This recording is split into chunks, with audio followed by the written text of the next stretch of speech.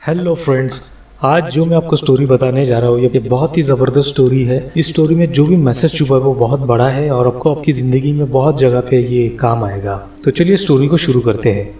एक समय की बात है, एक राज्य में एक प्रतापी बहुत बड़ा राजा था। एक दिन उसके दरबार में एक विदेशी मेहमान आया और उसने उस राजा को एक सुंदर सा पत्थर राजा को गिफ्ट दिया। राजा उस पत्थर को देख के बहुत खुश हुआ। उसने उस पत्थर से भगवान विष्णु की मूर्ति बना के उसे अपने राज्य के मंदिर में स्थापित करने का निर्णय ले लिया और उस मूर्ति के निर्माण का कार्य अपने महामंत्री को सौंप दिया। महामंत्री ने गांव में जो सबसे बड़ा मूर्तिकार था उनके गांव में, उस मूर्तिकार के पास वो पत्थर को लेके गया और उसे बताया कि महाराज मंदिर में भगवान विष्णु की मूर्ति स्थापित करना चाहते हो, 7 दिन के अंदर तुम इस पत्थर से भगवान विष्णु की एक सुंदर मूर्ति तैयार करो और उसे राजमहल में पहुंचा दो। इसके बदले में तुम्हें 50 सुवर्ण मुद्रा यानी सोने की मुद्राएं तुम्हें दी जाएंगी। 50 सुवर्ण मुद्राओं की बात सुनकर मूर्तिकार भी खुश हो गया और महामंत्री के जाने के बाद उसने तुरंत उस मूर्ति को तैयार करने के काम में वो जुट गया। उसने अपने औजार निकाले जैसे कि हथौड़ा, छीनी वगैरह सब कुछ। उसमें से उसने हथौड़ा लिया और उस पत्थर पे वार करने लगा। जैसे ही वो पत्थर पे वार करने लगा, उस पत्थर पे कुछ भी असर नहीं हो रहा था, वो पत्थर टूट ही नहीं रहा था।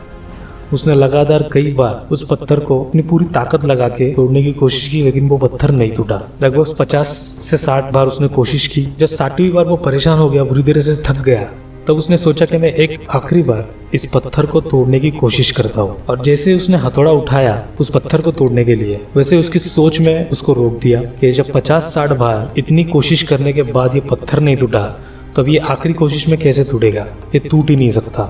उस मूर्तिकार ने वहीं पे हार मान ली और अपने हथियार वापस रख दिए और उस पत्थर को लेकर वापस वो महामंत्री के पास आ गया और महामंत्री को बोला कि इस पत्थर को तोड़ना नामुमकिन है, इससे भगवान विष्णु की मूर्ति बन ही नहीं सकती, और वो निकल गया। लेकिन महामंत्री परेशान था क्योंकि उसे हर हाल में राजा के आदेश का पालन करना था। तो इसलिए उसने भगवान विष्णु की मूर्ति बनाने के लिए उस पत्थर को गांव के एक साधारण मूर्तिकार को, जो कि एक सिंपल सा कोई मूर्तिकार था, उसके पास लेके गया और उसको उस पत्थर को दिया। उस मूर्तिकार ने उस पत्थर को लिया और महामंत्री के सामने ही उसने हथौड़े से उस पत्थर पे प्रहार किया और पहले प्रहार में ही वो पत्थर टूट गया। पत्थर टूटने के बाद वो मूर्तिकार, वो साधारण मूर्तिकार, उस मूर्ति बनाने के काम में जुट गया। और उसी वक्त महामंत्री ये सोचने लगा कि काश पहले मूर्तिकार ने एक आखिरी कोशिश की होती, एक आखिरी प्रयास किया होता तो बस सफल हो जाता, ये पत्थर टूट जाता और मूर्ति बनाने का काम उसी को मिल जाता और 50 सोने की मुद्राओं का, सुवर्ण मुद्राओं का वो हकदार बन जाता। तो इसमें हमें सीख क्या मिलती है? हम हमारे जीवन में भी ऐसी ही बहुत सारी सिचुएशन से गुजर रहे होते हैं। कई बार हम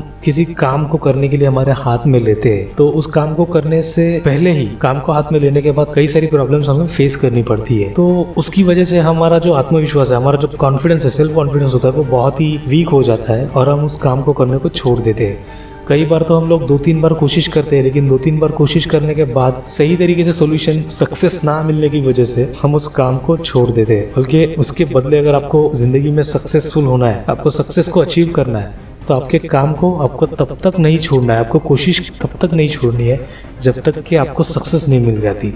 हाँ, आपको काम के तरीके को बदलना पड़ेगा।